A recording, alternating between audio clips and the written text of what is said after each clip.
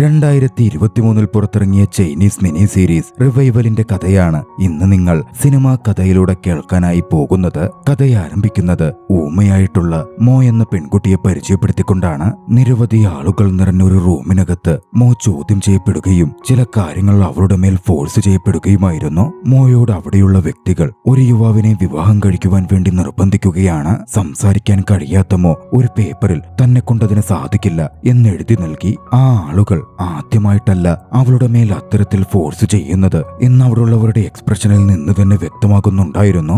അവളെ ഫോഴ്സ് ചെയ്ത വ്യക്തികൾ അവളുടെ നോ കണക്കിലെടുത്തില്ല എന്ന് മാത്രമല്ല, ബലമായി അവളെ പിടിച്ചുകൊണ്ടുപോയി ക്വാൻ യൂഷി എന്നു പേരുള്ള യുവാവ് ഉറങ്ങുന്ന മുറിയിൽ കൊണ്ടുചെന്ന് പൂട്ടിയിട്ടു. ക്വാൻ യൂഷി ഒരു $multi-million കമ്പനിയുടെ CEO ആണ്. അവൾ ക്വാൻ യൂഷിയുടെ അടുത്ത് ചെന്ന് ക്വാൻ യൂഷിയെ നോക്കി നിന്നു. അവളുടെ ഓർമ്മകൾ 3 ദിവസം മുമ്പിലേക്ക് പോയി. അന്നുമോ തന്റെ ഡയറിയിൽ എന്തൊക്കെയോ എഴുതിക്കൊണ്ടിരിക്കുകയായിരുന്നു.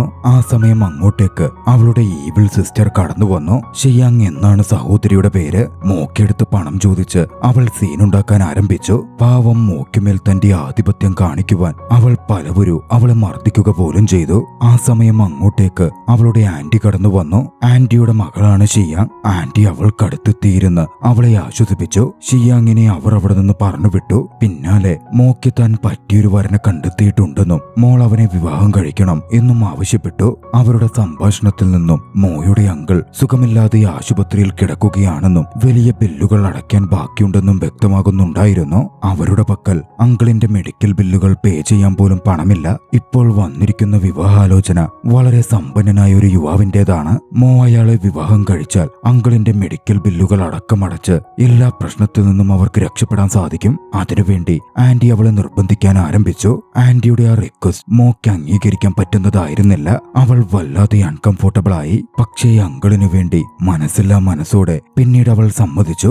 അങ്ങനെയായിരുന്നു ക്വാൻ യൂഷിയുടെ റൂമിലേക്ക് മോ എത്തിപ്പെടുന്നത്. മോ ക്വാൻ യൂഷിയെ ഒന്ന് സ്പർശിക്കാൻ പോയതും പെട്ടെന്ന് ഞെട്ടിയുണർന്ന ക്വാൻ യൂഷി അവളെ ബെഡിലേക്ക് മറിച്ചു. പെട്ടെന്നുണ്ടായ നീക്കത്തിന്റെ ഭീതിയിൽ മോയുടെ ബോധം നഷ്ടപ്പെടുകയും ചെയ്തിരുന്നു. പിറ്റേന്ന് കാര്യങ്ങൾ കുറച്ചുകൂടി വ്യക്തമാവുകയായിരുന്നു. ക്വാൻ യൂഷി യാഥാർത്ഥ്യത്തിൽ പാരലൈസ്ഡ് ആയ വ്യക്തിയായിരുന്നു. തന്റെ മുമ്പിലേക്ക് വീട്ടിലുള്ള എല്ലാവരും വന്നെത്തിയതും തന്റെ മുറിയിൽ കഴിഞ്ഞ ദിവസം കടന്നു വന്ന പെൺകുട്ടിയെപ്പറ്റി അവൻ ചോദിച്ചു. ഇതേ സമയം മോയെ ക്വാൻ ഫാമിലി അടുത്തൊരു മുറിയിൽ പൂട്ടിയിട്ടിരിക്കുകയായിരുന്നു. അവൾ ഒരുപാട് മിസ്ട്രീറ്റ്മെന്റിനും അവിടെ വെച്ച് വിധേയായി. വൈകാതെ കാര്യങ്ങൾ യൂഷിയും അറിഞ്ഞു. സംഭവം എന്തെന്നാൽ ഒരു ജ്യോതിഷി വന്ന് കോമയിൽ കഴിയുകയായിരുന്ന ക്വാൻ യൂഷിയെ ഉണർത്തണമെങ്കിൽ ഡിസബിൾഡ് ആയ ഒരു പെൺകുട്ടിയുടെ സാന്നിധ്യം അവനടുത്തുണ്ടാകണം എന്ന് പറഞ്ഞിരുന്നു. അത്തരത്തിൽ ക്വാൻ ഫാമിലി മോയെ പണം ചെലവാക്കി ക്വാൻ യൂഷിയുടെ അടുത്ത് എത്തിക്കുകയായിരുന്നു ചെയ്തത്. ജ്യോതിഷി പറഞ്ഞത് സംഭവിച്ചു. മോ വന്നതുകൊണ്ടോ എന്തുകൊണ്ടോ കോമയിലായിരുന്നു ക്വാൻ യൂഷി ഉണർന്നു. വിവരം അറിഞ്ഞതും യൂഷി മോയുടെ മുമ്പിലെത്തി. മോയെ ആശ്വസിപ്പിച്ച് അവിടെ നിന്ന് വീട്ടിലേക്ക് പൊക്കോളൂ എന്ന് പറഞ്ഞു. ഒടുവിൽ ക്വാൻ ഫാമിലിയുടെ ബംഗ്ലാവിൽ നിന്നും മോ തിരികെ തന്റെ വീട്ടിലേക്ക് പോന്നു. പക്ഷെ വീട്ടിലെത്തി ഡോറിൽ മുട്ടിയിട്ടും ആരും തുറക്കുന്നുണ്ടായിരുന്നില്ല. വൈകാതെ അടുത്തുള്ള അയൽവക്കക്കാരിയിൽ നിന്നും മോ അക്കാര്യം മനസ്സിലാക്കി. മോയെ ക്വാൻ ഫാമിലിക്ക് വിറ്റ ശേഷം ആന്റിയും കസിനും ആ വീടടക്കം വിറ്റ് അവിടെ നിന്നും പോയെന്നായിരുന്നു അത് കേട്ട് മോ വല്ലാതെ ഷോക്കായിരുന്നു. കിട്ടിയ പണത്തിൽ നിന്നും അങ്കിളിന്റെ മെഡിക്കൽ ബില്ലുകൾ പോലും അവർ അടച്ചിരുന്നില്ല. എന്ത് ചെയ്യുമെന്നറിയാതെ മോ ആകെ പരുങ്ങലിലായി. മുമ്പിൽ മറ്റു വഴികളൊന്നും ഇല്ലാതിരുന്ന അവൾ തിരികെ ക്വാൻ യൂഷിയുടെ മുമ്പിലെത്തി. ആശുപത്രിയിൽ കഴിയുന്ന തന്റെ അങ്കിളിന്റെ ബില്ലടയ്ക്കാൻ തന്നെ സഹായിക്കാൻ ക്വാൻ യൂഷിയോട് അവൾ റിക്വസ്റ്റ് ചെയ്തു. അവിടെ താൻ എന്ത് ജോലിയും ചെയ്തോളാം എന്നും അവനോടായി പറഞ്ഞു. കൂട്ടത്തിൽ തനിക്ക് പോവാനായിട്ടൊരിടമില്ലെന്നും അവൾ വ്യക്തമാക്കി. മുമ്പ് തന്റെ മുമ്പിലേക്ക് വെച്ച ഓഫർ പോലെ ക്വാൻ യൂഷിയുടെ തോഴിയായി ഇണയായിരിക്കുവാൻ താൻ ഒരുക്കമാണ് എന്നും അവൾ പറഞ്ഞു. മോയെ തന്റെ ഫാമിലി മിസ്ട്രീറ്റ് ചെയ്തിരുന്നു എന്ന കാര്യം വ്യക്തമായും മനസ്സിലാക്കിയിരുന്ന ക്വാൻ യൂഷി അവളോടുള്ള സഹതാപത്തിന്റെ പുറത്ത് മോയെ സഹായിക്കാൻ തീരുമാനിച്ചു. അവളുടെ അങ്കിളിന്റെ മെഡിക്കൽ ബില്ലുകളും മറ്റും ക്ലിയർ ആക്കുവാൻ തന്റെ അസിസ്റ്റന്റിന് ക്വാൻ യൂഷി ഉത്തരവ് കൊടുത്തു. പിന്നാലെ മോ ക്വാൻ യൂഷിയെ പരിചരിക്കാനും തുടങ്ങി. അങ്ങനെയിരിക്കെ ക്വാൻ യൂഷിക്കായി വെള്ളം എടുത്തുകൊണ്ടുവരുമ്പോൾ അബദ്ധത്തിൽ മോയുടെ പക്കൽ നിന്നും ഗ്ലാസ് താഴെ വീഴുകയും അവളുടെ കൈ മുറിയുകയും ഉണ്ടായി. ക്വാൻ യൂഷി അത് കണ്ട് അവളുടെ അടുത്തേക്ക് പാഞ്ഞെടുത്തു.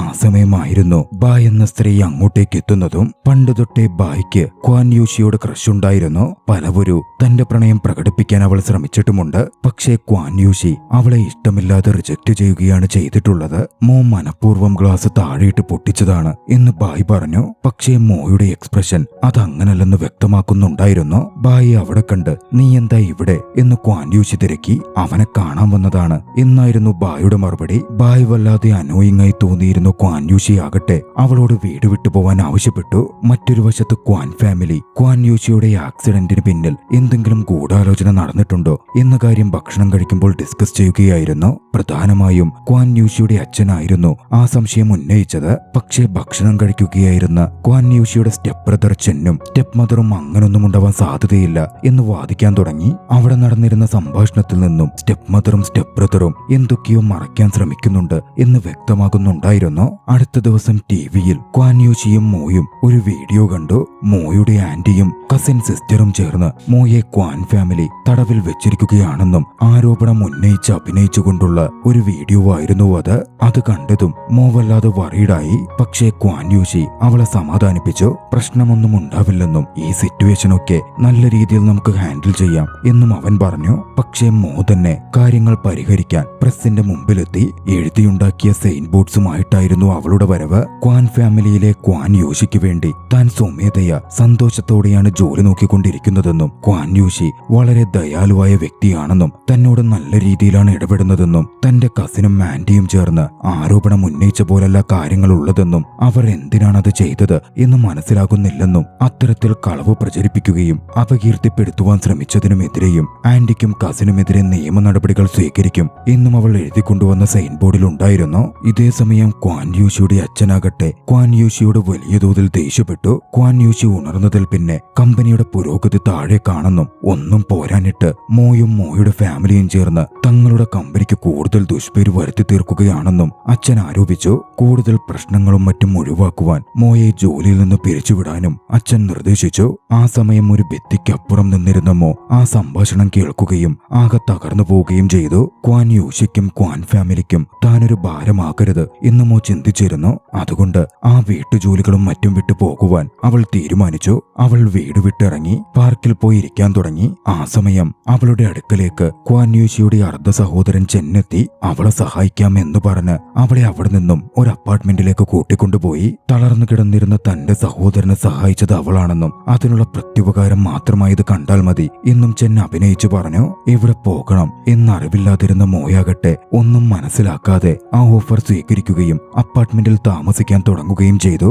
ഇതേസമയം മറുവശത്ത് മോയെ കാണാതെ ക്വാൻ യൂഷി അല്പം ടെൻഷനിലായിരുന്നു. തന്റെ അസിസ്റ്റന്റിനോട് മോയെ കണ്ടെത്താൻ അവൻ പറഞ്ഞു. കുറച്ചു ദിവസങ്ങൾക്ക് ശേഷം മോ ചെന്നും ഒന്നിച്ച് അപ്പാർട്ട്മെന്റിൽ ഭക്ഷണം കഴിച്ചുകൊണ്ടിരിക്കെ ഡോർബെല്ല് മുഴങ്ങി. മോ ചെന്ന് വാതിൽ തുറന്നു. അങ്ങോട്ടേക്ക് എത്തിച്ചേർന്നിരുന്നത് ക്വാൻ യൂഷിയും അസിസ്റ്റന്റുമായിരുന്നു. മോയെയും ചെന്നിനെയും അവിടെ അങ്ങനെ കണ്ട് ക്വാൻ യൂഷി അസ്വസ്ഥനായി. തന്റെ സഹോദരൻ തന്നെ വഞ്ചിച്ചെന്ന് അവന് തോന്നി. മോ കാര്യങ്ങൾ വിശദീകരിക്കാൻ ശ്രമിച്ചു. പക്ഷേ കൂടുതലൊന്നും കേൾക്കാതെ തന്റെ കൂടെ വരുവാൻ ആവശ്യപ്പെടുകയായിരുന്നു ക്വാൻ യൂഷി ചെയ്തത്. വൈകാതെ അടുത്ത ദിവസം മോ തന്റെ ആന്റിയെയും കസിൻ സിസ്റ്ററെയും കണ്ടു.